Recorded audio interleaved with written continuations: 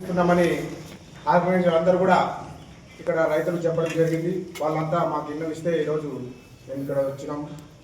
కాబట్టి మీరు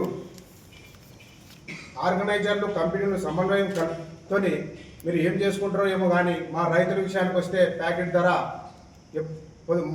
మొదటి సంవత్సరం పోయిన సంవత్సరం లాగే 500 జిఎంఎస్కు మరియు కన్వెన్షన్కు 600 ఇచ్చినారు. అదేవిధంగా ఈ సంవత్సరం కూడా రేట్ గిట్టుబాటు ధర కల్పించి ఆర్గనైజర్లు అందరూ కలిసి రైతులు బాగుంటేనే మీరంతా ఆర్గనైజర్ పెద్ద లాభాలతో ముందుకు సాగుతున్నారు. కాబట్టి కంపెనీలు కానీ రైతులు ఆర్గనైజర్లు కానీ ఉండాలంటే రైతు బాగుంటేనే కదా.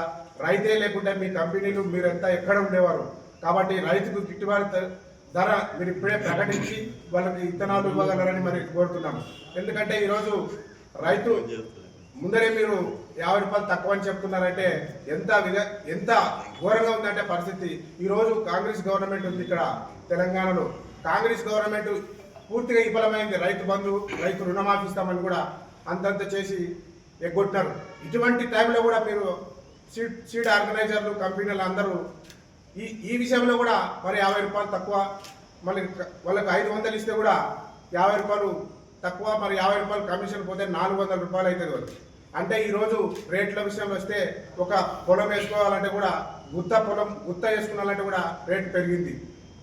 ఫర్టిలైజర్స్, సీడ్ విత్తనాలు, కూలీలు కూడా ఎక్కడి నుంచి ఇప్పుడు ఒక కూలి మనిషి కూడా వాళ్ళకి కూడా తెలుసు, ఆర్గనైజర్లకు అందరూ తెలుసు కూడా 20,000 పెట్టి ఒక కూలి మనిషిని తెస్తున్నారు.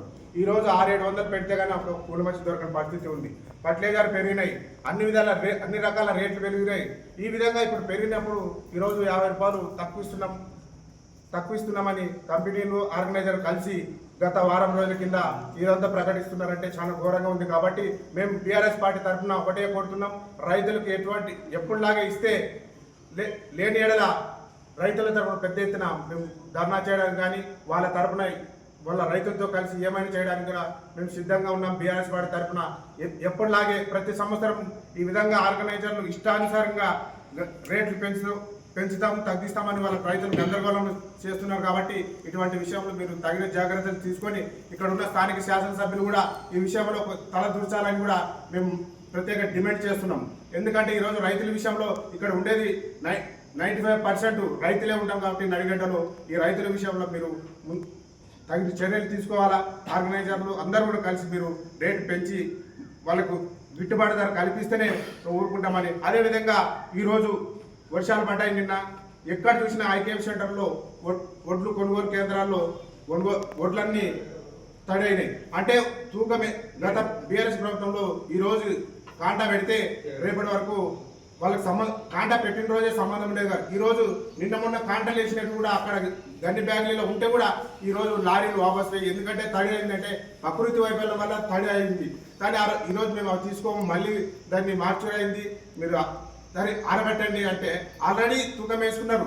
ఈ విధంగా గద్వాల నియోజకవర్గంలో ఎంత ఘోరంగా రైతుల విషయంలో అన్యాయం జరుగుతుందంటే చాలా ఘోరంగా ఉంది. కాబట్టి దీన్ని ఎవరు కూడా స్థానిక ఎమ్మెల్యే కానీ ఇక్కడ ఉన్న ప్రతిపక్ష అధికార పక్ష నాయకులు ఎవరు కూడా ఇది ఒక్కసారి కూడా సందర్శించలేదు.